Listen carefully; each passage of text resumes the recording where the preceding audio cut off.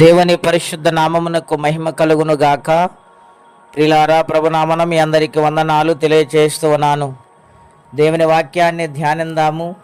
కీర్తనల గ్రంథం 107వ అధ్యాయము 9వ వచనం.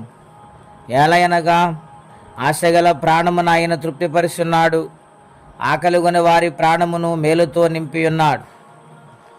ప్రియులారా, పరిశుద్ధాత్మ దేవుడు ఈ ఉదయకాల సమయంలో కీర్తనల గ్రంథం నుండి మనతో మాట్లాడుచూ ఉన్నారు. ఏమనగా ఇశ్రాయేలు ప్రయాణము జరుగుతూ ఉన్నది. ఆ ప్రయాణములో వారు ఎర్ర సముద్రమును దాటారు, అరణ్యాలు దాటుకుంటూ వస్తూ ఉన్నారు. ఆ సమయంలో వారి ఆహారము కోసం ఎంత ఎదురు చూశారో, మన్నాను తింటూ వారు మాంసము కొరకు ఎదురు చూశారు. దేవుడు వారికి లోటు రాకుండా సమృద్ధైన మాంసమునిచ్చారు. ఆశగల ప్రాణాన్ని వారిని తృప్తిపరిచాడు ఆయన. గనుక దేవుని బిడ్డలారా, దేవుని సన్నిధిలో ఉండి ఆయన తోడు, ఆయన నీడగా ఉండి ఆయన సన్నిధిలో నడిస్తే మనం ఏదైతే ఆశపడతామో, దేవుని సన్నిధిలో ఏదైతే అడుగుతామో అది సంపూర్ణంగా దేవుడు మనకు అనుగ్రహిస్తారు. అయితే మనము దేవుని సహవాసములో నడవాలని ప్రభు పేట మీకు మనవి చేయుచున్నాను.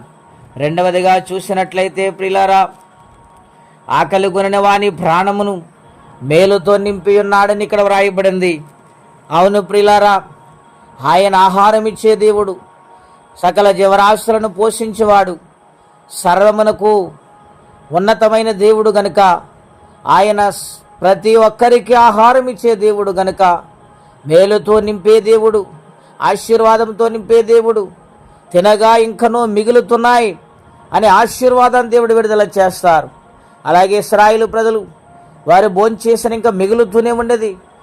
దేవదూతలు తినే ఆహారం వారు భుజించినట్లుగా మన లేఖనాల్లో చూస్తూ ఉన్నాం. గనుక దేవుని సందులో సాగిపోతున్న మనము ఏ లోటు రాకుండా దేవుడు మనల్ని చూస్తున్నారంటే ఆయన సహవాసంలో ఏ విధంగా నడుస్తున్నామో ఒక్కసారి ఆలోచన చేయాలని ప్రభుపేట మనవి చేస్తూ ఉన్నాను. ఆయన అంటూ ఉన్నాడు, ఉదయ కాల సమయంలో మేలుతో నిన్ను నింపబోతున్నానంటూ ఉన్నాడు.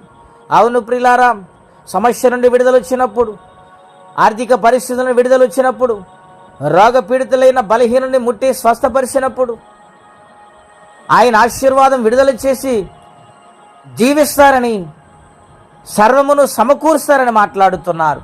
కాబట్టి దేవుని వైపు చూడండి, మేలుకరమైన ఆశీర్వాదాలు పొందుకుందాం. దైవాశీర్వాదంతో నింపబడదమట్టి కృపా తీర్మానం పరిశుద్ధాత్మదేవుడు మనందరికీ దయచేయనుగాక. ప్రార్థన. పరిశుద్ధుడైన మా తండ్రి, ఘనమైన మీ నామం కొరకై స్తోత్రం చెల్లిస్తున్నాం. ఉదయ కాలమున ఆయన ఆశగల ప్రాణం తృప్తిపరుస్తాను, ఆకలిగొని వారిని మేలుతో నింపుతానని మీరు మాట్లాడుతూ వచ్చారు ప్రభువా. అవును నాయన, తృప్తినిచ్చే దేవుడు నీవే, మేలుతో నింపే దేవుడు నీవే కనుక నీ సహవాసములో నడుస్తూ నీ సన్నిధిలో నమ్మకంగా సాగిపోయే భాగ్యము మీరు మాకు అనుగ్రహించండి. ఎవరి కష్టాలు, బాధలు, ఇబ్బందులు ఉన్నారు వారికి నీ సహాయం చేయమని, ఏ దినమ దీవెనకరంగా మార్చమని యేసుక్రీస్తు వారి పుణ్యనామమున ప్రార్థించి స్తుతించి వేడుచున్నాము తండ్రి. ఆమెన్. దేవుడు దీవించును గాక. ఆమెన్.